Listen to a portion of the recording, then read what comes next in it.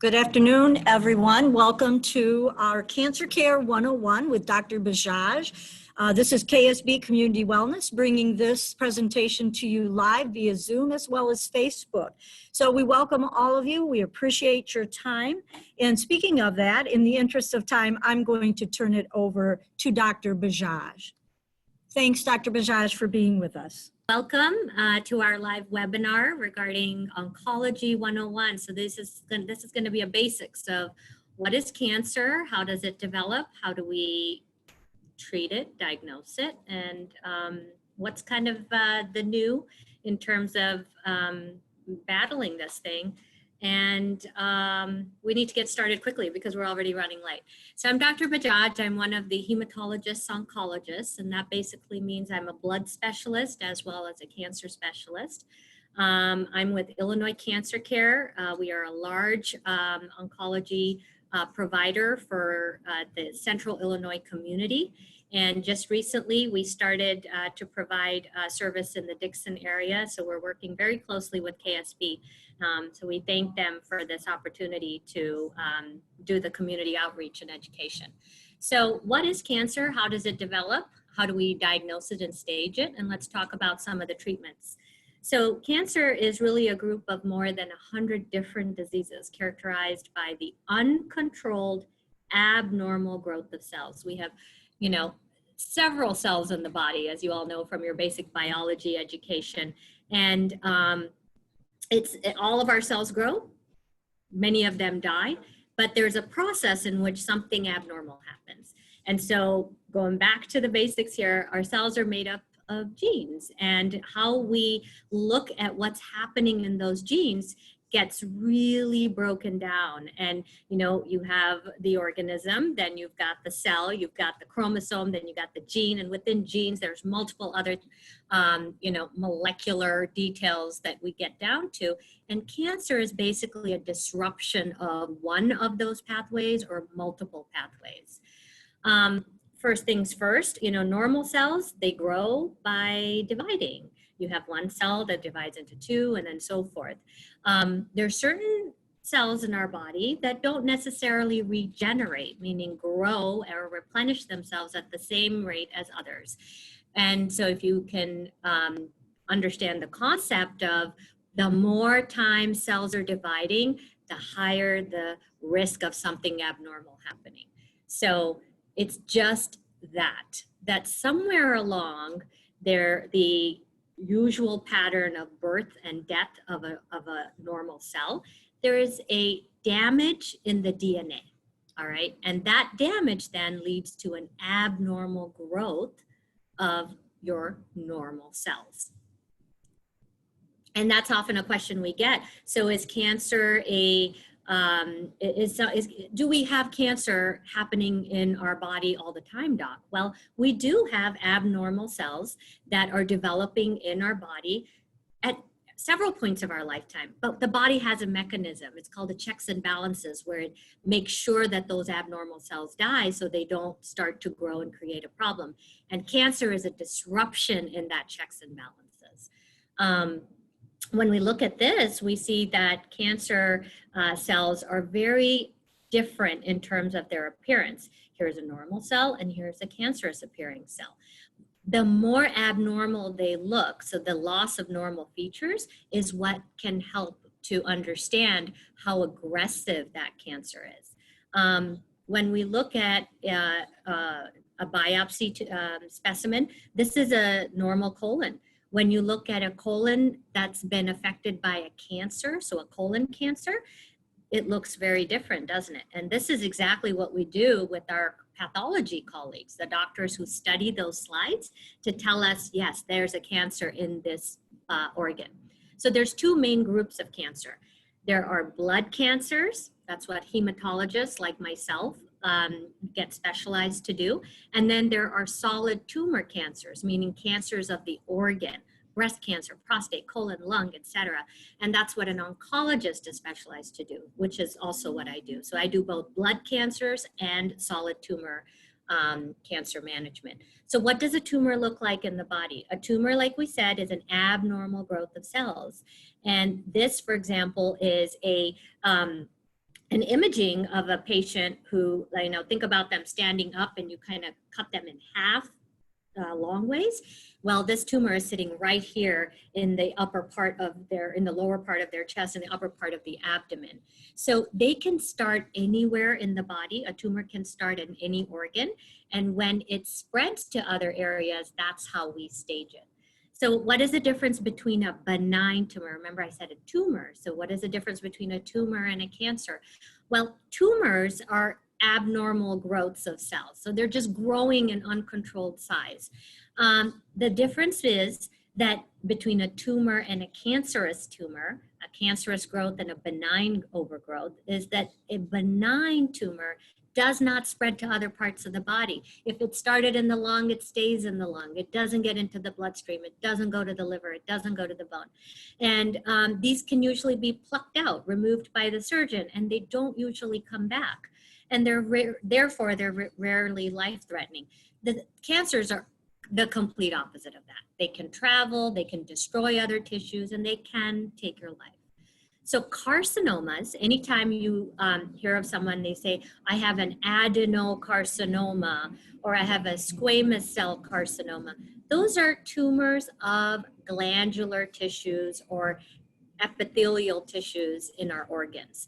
Carcinomas do occur in our major organs, so lung, breast, colon, bladder, prostate, etc. Sarcomas are cancers of muscle or bone. These are less common, but they do tend to be rather aggressive.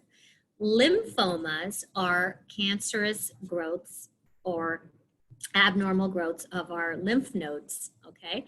And then leukemias is a high white blood cell count. So that is a cancer of the bloodstream. Now, why is cancer dangerous? Okay, so something grows. What's the big deal?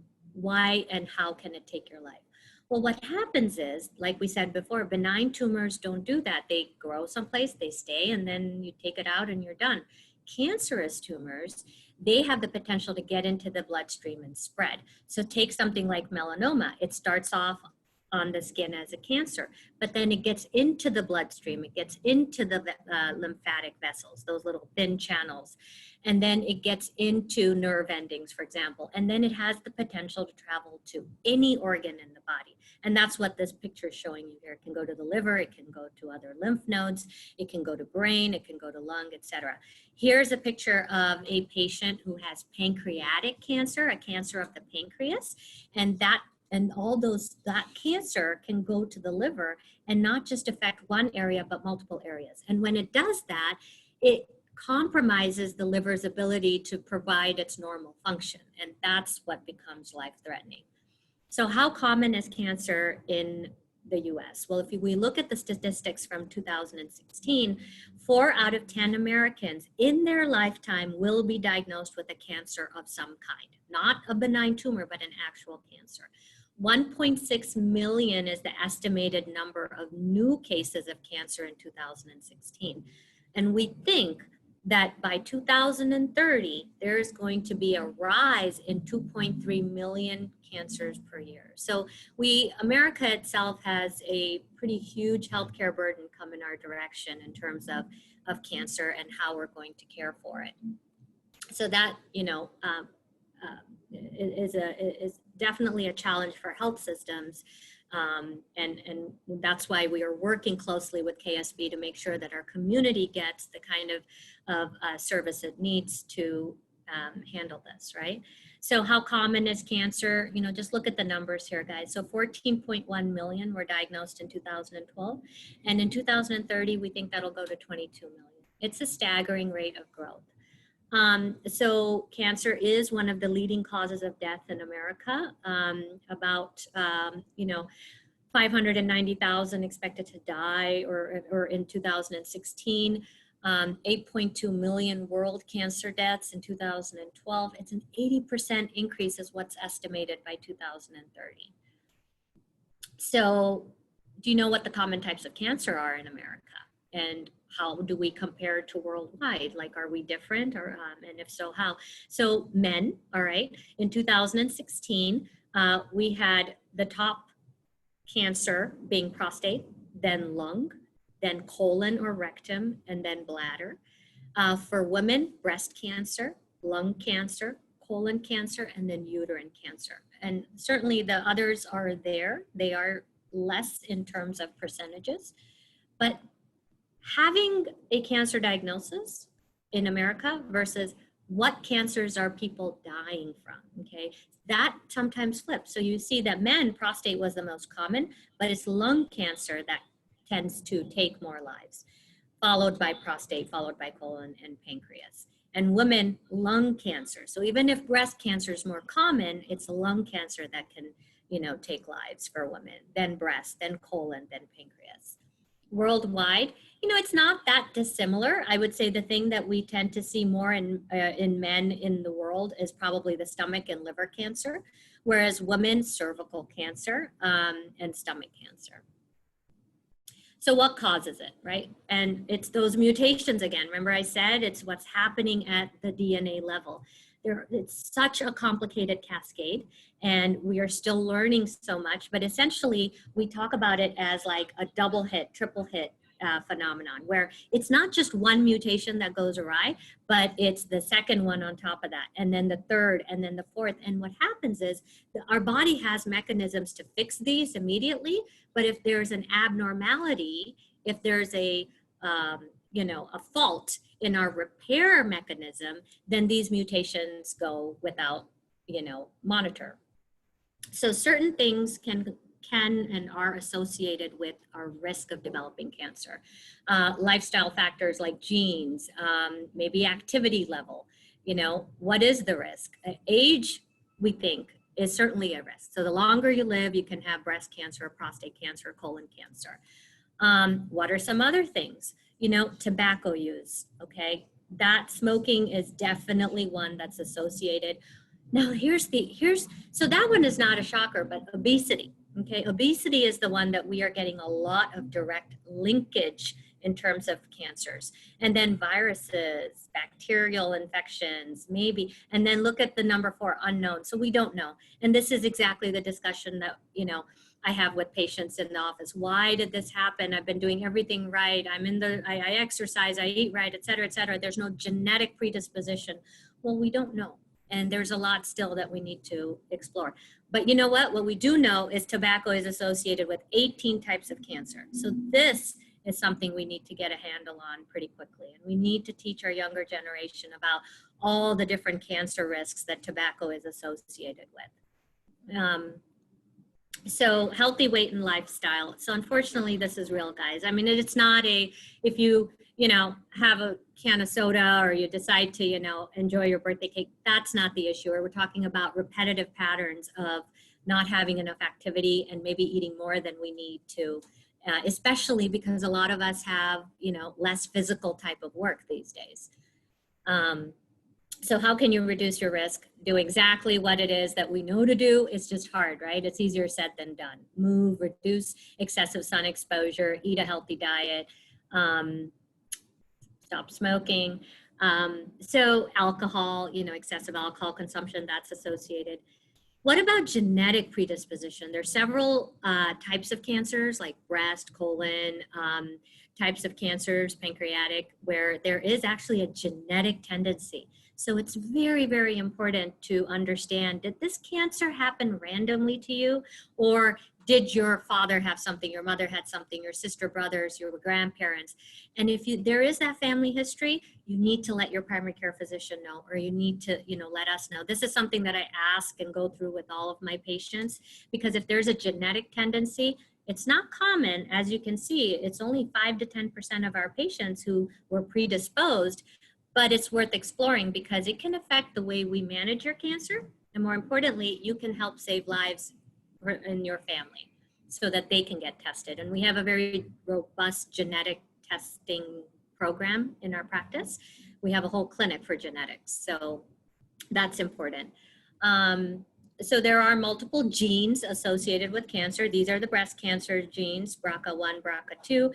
APC gene is for colon cancer. There's a syndrome where you can get, colon type of cancers, and then uterine, ovarian, breast cancers, and that's called Lynch syndrome. So we are pretty thorough trying to, detect these types of familial tendencies. So how can I find out if I have cancer? So this is the biggest thing. So the things you need to look for, anything that is out of the ordinary. So not the common cold and cough, but a cough that doesn't go away, right? Is your voice hoarse without any explanation? Unexplained weight loss? Changes in the way your bowels are doing these days, that might be a side effect or symptom for colon cancer. Skin checks, you've got to watch your skin, you've got to wear your sunscreen. If you've noticed that something's changing, you've got to bring it to the attention of your primary care physician. Changes in bleeding pattern for women who are menstruating or those who are not menstruating and all of a sudden have bleed.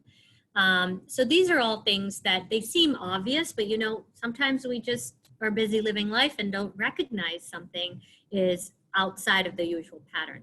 We do have approved testing schedules, right? Colonoscopies for colon cancer detection, mammograms, pap smears. We do PSAs for men. And your primary care physician has probably talked to you about all this stuff or is doing all this stuff. But if you might have ever said, nah, I'm good without it, we really need to think twice, because as you can see, the numbers are staggering and you don't want to be in one of those statistics where you're part of the death, right? And not part of the cure.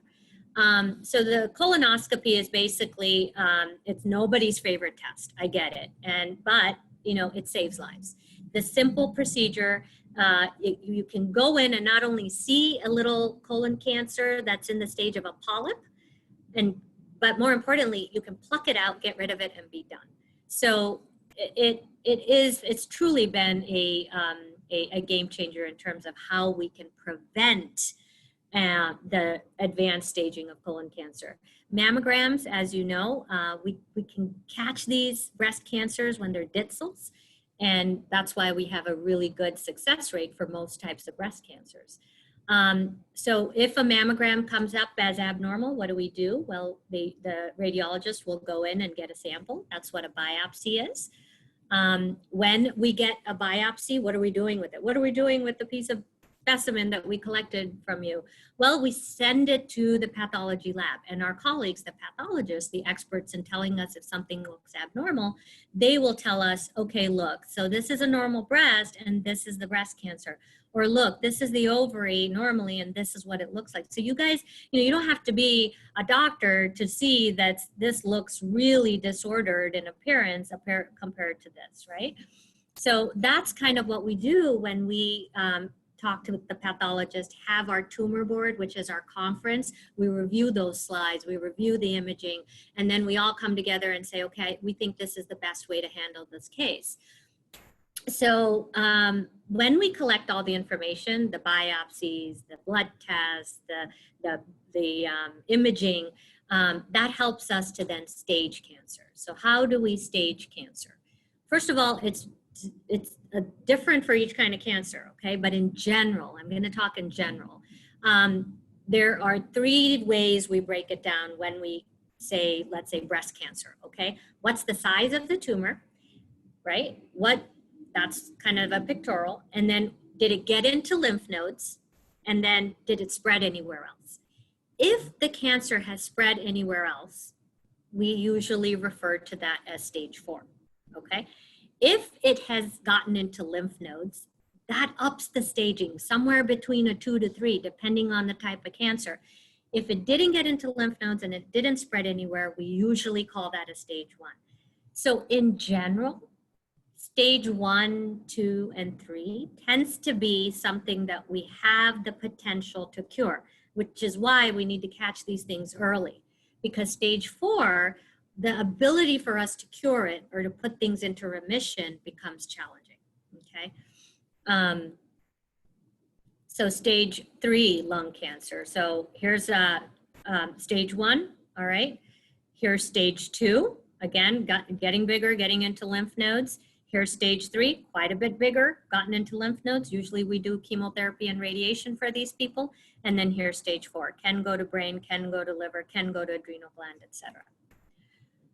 So we grade, cancers as well, a little bit more detail than maybe we need to go into in the interest of time. But let's get into treatments, all right? So What are the different cancer treatments? First of all, think about a breast cancer, all right?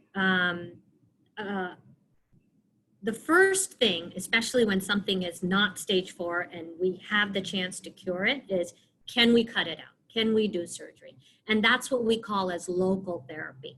If we can't do surgery, then we say, well, can we radiate it? Should we give some chemotherapy and some radiation? Like, let's get at the tumor directly.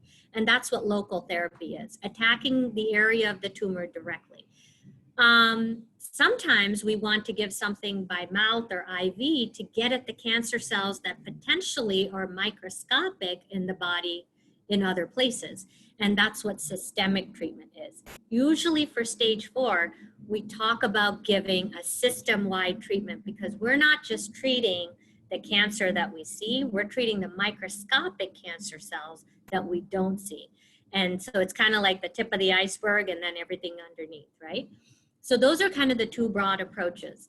And then you may hear other terms like adjuvant treatment, meaning after the tumor is removed by the surgeon, we give a chemotherapy or radiation or both or a pill or something to kind of mop up any residual cancer cells that might still be in the system. Neoadjuvant means before the actual treatment, the surgery or the radiation or what have you of the cancer management. So it's about timing of the surgery and if surgery is playing a role. Now, what are the different types of cancer treatments? So we talked about either attacking it directly or getting into this as a system-wide type of treatment. But like I said before, surgery is one of the things that we talk about for cancer. Solid tumor cancers, I'm not talking, obviously, we wouldn't be doing surgery on leukemias, right? Because that's more of a bloodstream. So I'm talking about solid organ cancers. The first question we always ask ourselves, if it hasn't already spread to other places, is can we cut it out? Radiation, okay, now remember, radiation is more of a directed at the tumor approach. It's not whole body, usually. And then chemotherapy, which is, it goes everywhere.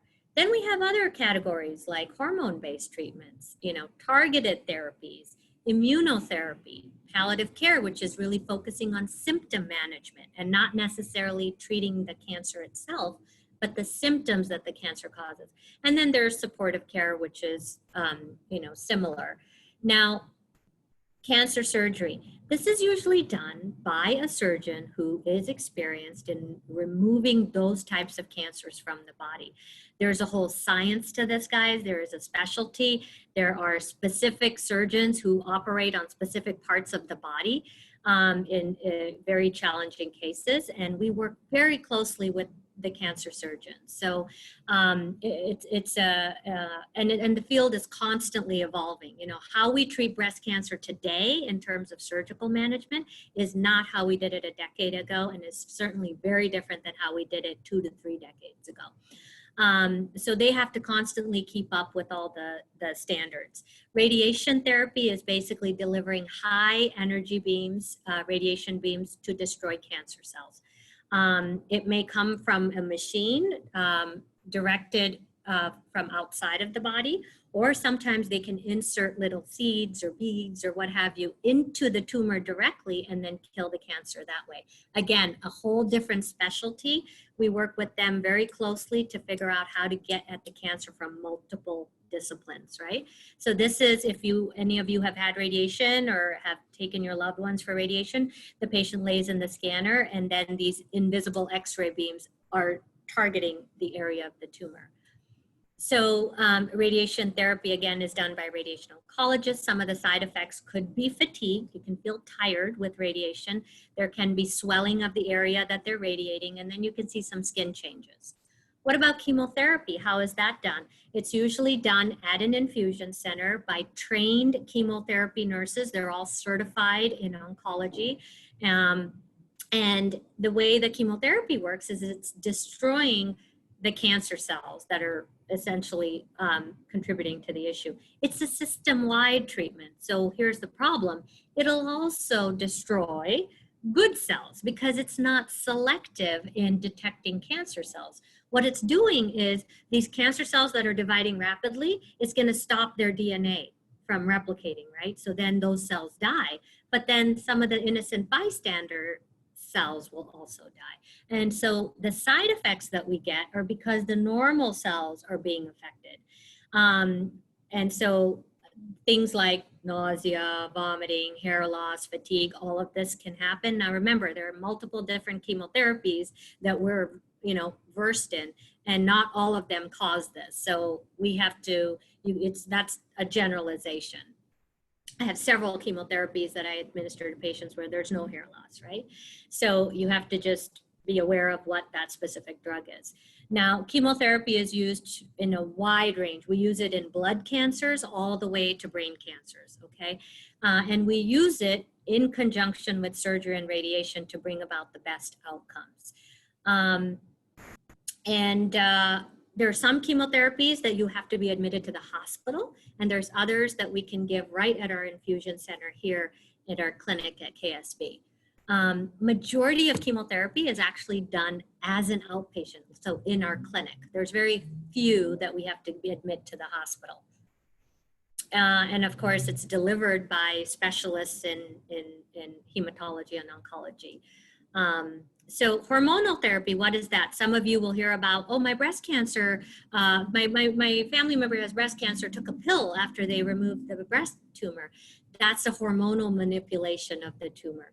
And it sometimes can be all you need to help, combat those cancer cells that might still be residual. We also use it in prostate cancer, but not all cancers have the ability to be manipulated using hormone suppression. So here's a real quick pictorial. Different types of cancers, the treatment for them has different host of side effects. So you see that it's, so when you treat a lung cancer, it doesn't necessarily cause diarrhea. It doesn't necessarily cause, mouth changes, etc. But certain other cancers will do that, right? So a rectum cancer, there's more tendency for diarrhea. So the side effects of treatment, this is what I tell patients all the time. Because someone has had lung cancer and now you're coming in with breast cancer, colon cancer, whatever their experience was with that treatment, radiation, chemotherapy, surgery, is not what you would expect with your cancer diagnosis and your cancer treatment, okay? It is very individualized. Otherwise, you wouldn't need us. You could just do it all online, which isn't recommended. So precision or personalized medicine, you'll hear about this.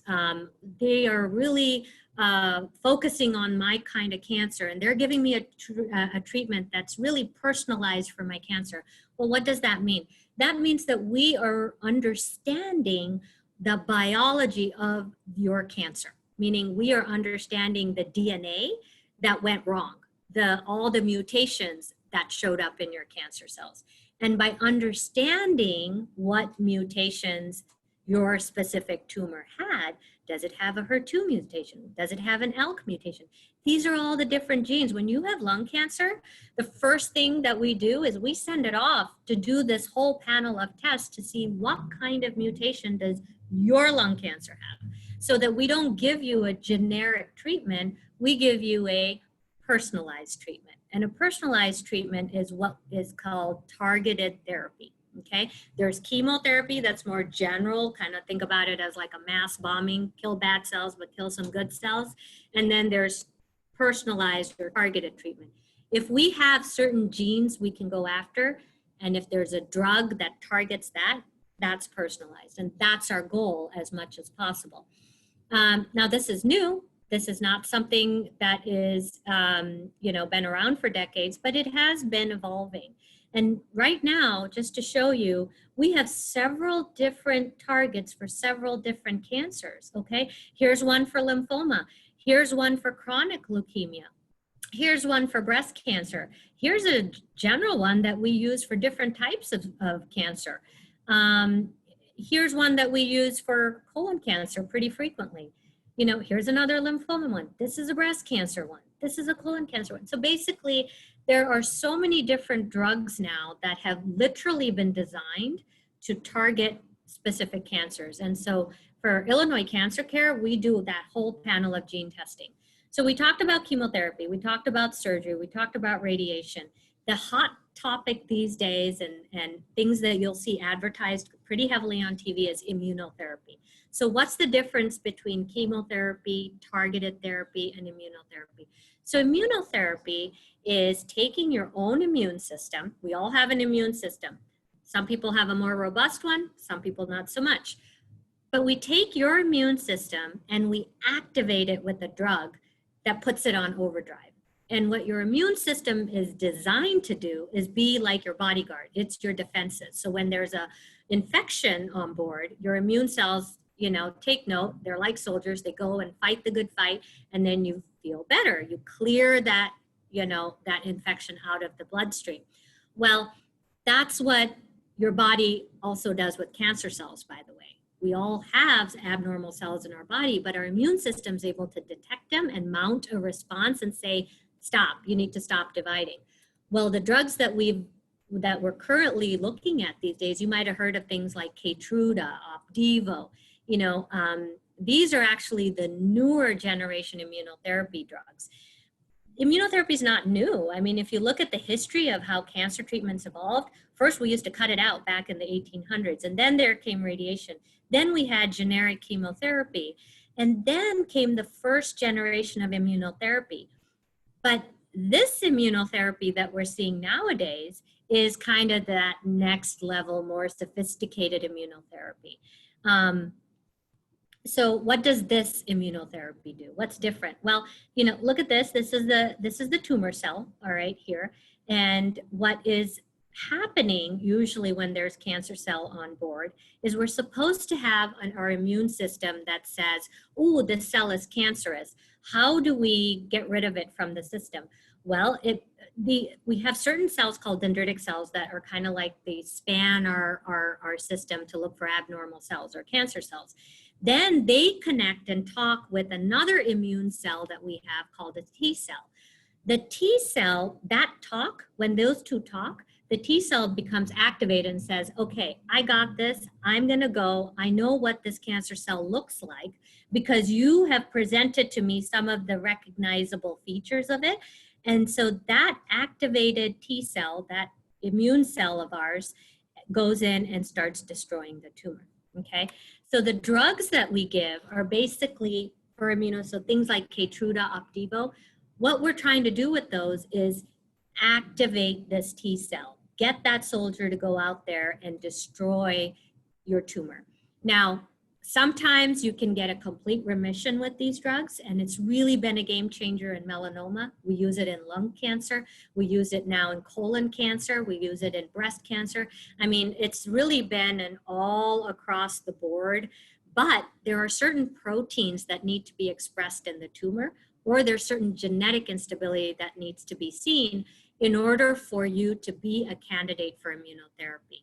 So although this has been an excellent tool for us, unfortunately, it's not something that we can give to everybody just yet. We have to study the tumor first and see if it works for you. So talking about studies. So Illinois Cancer Care has had clinical trials, which are basically understanding how cancer works and bringing out the latest and greatest of treatments. We've been doing these experimenting with these different types of drugs and how to give them for over 40 years now. We're recognized by the National Cancer Institute every year. We are one of the top community cancer trial accruers, meaning we put one of the highest number of patients on studies compared to any other program in the country. So I'm not talking about just Illinois. And the reason we're able to do that is we are in multiple places, right? So although home base is Peoria for us, these are all the areas that we go to, and we just added Dixon onto our map. So we treat a lot of patients, which means we have a lot of experience. And the more experience we get treating patients, the more we're able to contribute to science as well. And so all of these areas, we offer all of our clinical trials. Every drug that I've talked about in this webinar so far, the only reason we can offer it to you today is because somebody did a clinical trial. Somebody investigated it to make sure it's safe and that it works. And that's why we save lives. So this is all of my partners. We all work together. We all go to different clinics within that Central Illinois map that I showed you. We also have 28 nurse practitioners, and we're still adding more to help us. We've got 4 full-time pharmacists, and we have a staff of more than 450 now.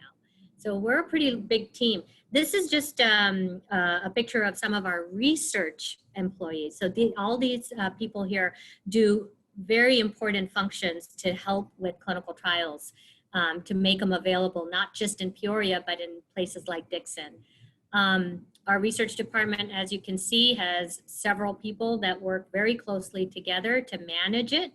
Now, oncology, so in cancer trials, you know what, children, if you've heard of children having cancer, one of the things that you may hear about often is they do well. They have a higher cure rate. Well, you know, one of the big keys here, guys, is 90% of them are enrolled on a clinical trial. So they get access to the greatest drugs as soon as possible.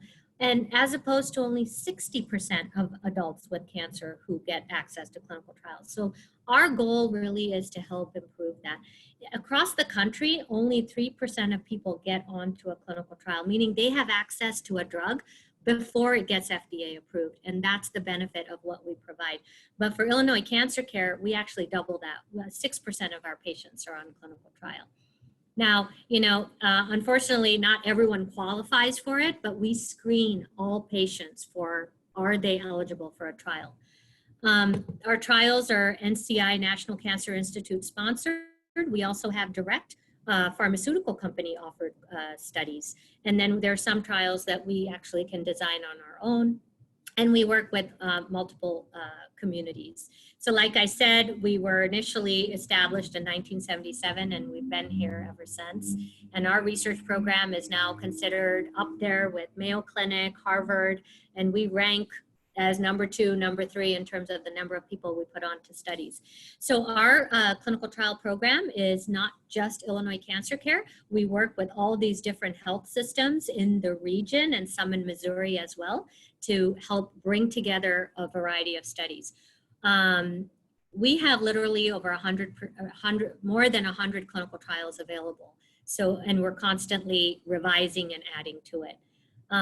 So we're part of a big group. And like I said, this is trials ranging from leukemia to brain cancer, to cervical, to melanoma, et cetera.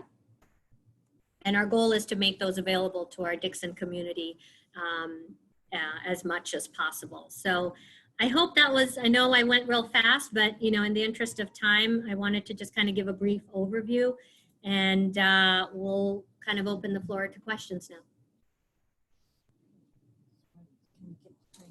Sure.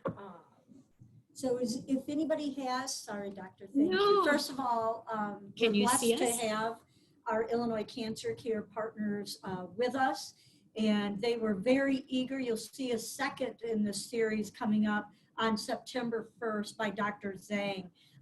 Both Dr. Bajaj and Dr. Zhang very eager to share this information with you. They're very committed to the communities that they serve.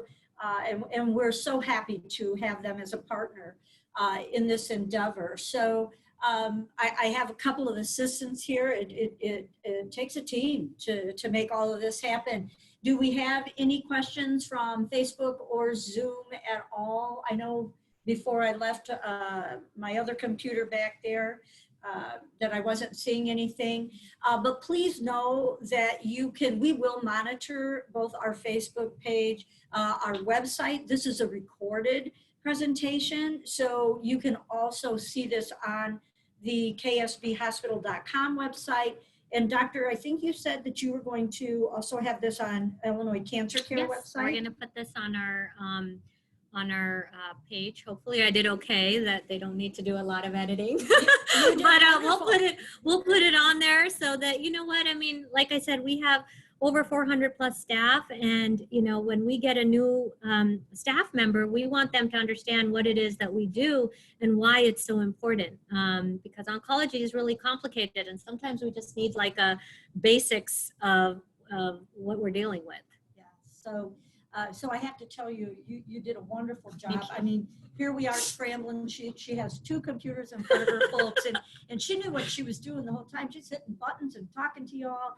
And No we can worries. tell you're passionate about what you do, doctor. So again, we'll be monitoring our website for any questions, our Facebook page. And so feel free to ask those questions. This was just, it was wonderful, great education. And that's what KSB Community Wellness does. We try to partner with the folks that we have at our disposal here at our organization, as well as our partners. So thank you again, Dr. Bajaj. For the folks that are watching right now, please stay tuned. Check our ksbhospital.com/events page to find out. We do have another presentation coming next week for our 5 census series. It'll be the second in the series there. We have another one on August 27th, I believe that's on Thursday, that you'll also want to catch about in infections and preventing infections. And then again, we have a full slate for September of education that we're going to be bringing to you via Zoom and streaming it to Facebook Live. And from what I'm hearing from Dr. Bajaj and Dr. Zhang, this isn't the end of them. No. They want to keep on giving these great presentations to you folks. So stay tuned. And thanks everybody for being with us today. Dr. Bajaj, do you have anything else to add? No, if, like I said, we'll try and make this available on our IllinoisCancerCare.com website, so that if you wanted someone else to kind of, watch the presentation, or if you just kind of wanted to go through certain parts of it again, you can do it at your leisure. But yes, please do send questions, and I'll try my best to make sure we get everything answered, okay? And I believe the PowerPoint slides will be on the websites as well. Yep. Again, thank you, and thanks everybody. We appreciate you being with us today. Have a great afternoon.